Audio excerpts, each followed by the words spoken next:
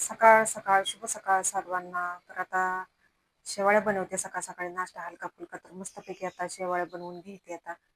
तर पुन्हा एकदा गुड मॉर्निंग, शुभ सकाळ सर्वांना. तुम्हाला तुमच्या सर्व मनातल्या इच्छा पूर्ण व्हावं हीच बाप्पाच्या चरणी प्रार्थना. तर आता मी शेवाळ्या बनवते. कांदा हे सगळं आधीच चिरून ठेवलेलं होतं मस्तपैकी आता. तर हलकं फुलकं काहीतरी बनवावं म्हणून चला तर म्हणलं आता शेवाळ्याचं बेत काहीतरी बनवून घ्यावं मस्तपैकी. तर कांदा मिरची सगळं टाकून घेतलं. तर शेंगदाणा मी आधीच भाजून घेतलेलं होतं.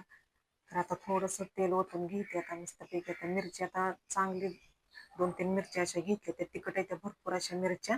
तर आता कांदा आधीच भाजून घेतला, नंतर मग म्हटलं आता मीठ टाकून घ्यावं म्हणजे कांदा पण लगेच शिजून निघतो, भाजून पण निघतो. तर कोथिंबीर हे सगळं आधीच चिरून घेतलेलं होतं मस्तपैकी. इकडे चहा पण ठेवलेला होता आणि चपात्याची कणिक मी आधी मळून ठेवलेली होती. सकाळ सकाळी लवकर उठून डबा मला बनवायला लागतो, त्याच्यामुळे मी डबा पण बनवून घेतलेला. मी अर्धा स्वयंपाक झालेला होता आणि मला शेवटी शेवाळ्या बनवायच्या होत्या. मस्तपैकी आता शेवाळ्या बनवते. आता हळद टाकून घेतली, कलर किती छान आला आणि गरम पाणी आता ओतून घेते. आता शेवटी आता झाकून ठेवते, तोपर्यंत कोथिंबीर इकडे धुवून घेते, चिरून घेते मस्तपैकी. आता टाकते आता. तर मी अर्ध्या चपात्या बनवून घेतल्या त्या. तर आता बाकीच्या चपात्या आता नंतर बनवून घेते. भांडी सगळी घासून घेतली मस्तपैकी. तर आता चांगली आता उकळी पण फुटले मस्तपैकी. भरपूर अशी कोथिंबीर टाकली म्हणजे कोथिंबीर चांगली शिजून निघते मस्तच.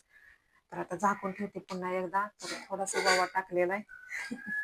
तर गरम पाणी पिण्यासाठी इकडे ठेवलेलं आहे. तर बकेट बघा किती गच्च मध्ये भरलंय. तर एवढी भांडी सगळी घासून घेतली आधी. का तर सकाळ सकाळी असा स्वयंपाक झालेला होता, स्वयंपाकाची भांडी पडलेली होती, त्याच्यामुळं बकेट गच्च भरलंय भांड्यानं. तर चांगले आता उकळी फुटल्यानंतर झाकून ठेवलं. पुन्हा शेवाळ्या पण टाकून घेतल्या. मग शेवाळ्या चांगल्या आता शिजून दिल्या मस्तपैकी. तोपर्यंत बाहेरचं वातावरण भरपूर असं ऊन पडलेलं. सकाळ सकाळी पाऊस येऊन गेलेला, मग आता असं ऊन पडलेलं आहे. तर जास्वंदीची फुलं किती मस्तपैकी दिसते. ते वेगवेगळ्या प्रकारची अशी फुलं लावलेली होती. तर अशी उंची झाडं गेलेली ती बघा. आता ऊन पण पडलंय आणि जास्वंदीची फुलं किती टवटवीत अशी दिसते. ती वारं नाही पण ऊन पडले पण भरपूर. इकडं वांग्याचं झाड आहे बघा. वांग्याचं झाड किती मोठ्याच्या मोठं आलेलं आहे आणि वांग्याला वांगी पण आली ती भरपूर अशी.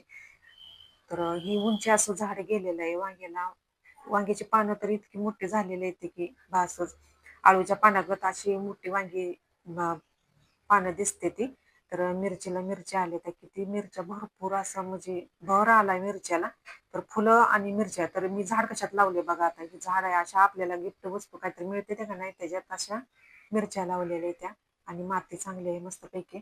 तर अशा बारीक मिरच्या आल्या त्या. ही फुलं बघा कशाची येते पण मला माहिती नाही. ती खूप छान आणि देखणी येते दिसायला.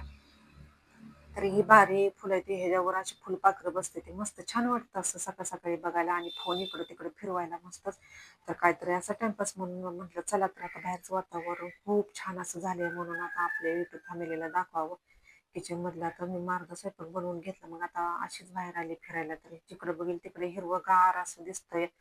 तर जास्वंदीची झाडं किती उंची अशी गेली. ती काय काय अशी उंची जात नाही ती जास्वंदीची, पण आम्ही अशी सारखी छट्टू झाडं, त्याच्यामुळे असं बुरकं पण मोठं झालेलं आहे आणि झाडं पण अशी उंची गेलेली आहे. ती गेटच्या आतच अशी झाडं आहे ती आपल्याला. तर आपल्या शेवाळ्या पण आता चांगल्या शिजले त्या मस्तपैकी. आता चपात्या बनवून घेते आता. आणि गॅस हे पण काम होईल तसं पण आता माझं आधनंमधनं असं काम, गॅस पुसायचं काम चालूच असतं. आणि झाले आता आपल्या शेवाळ्या शिजवून मस्तपैकी.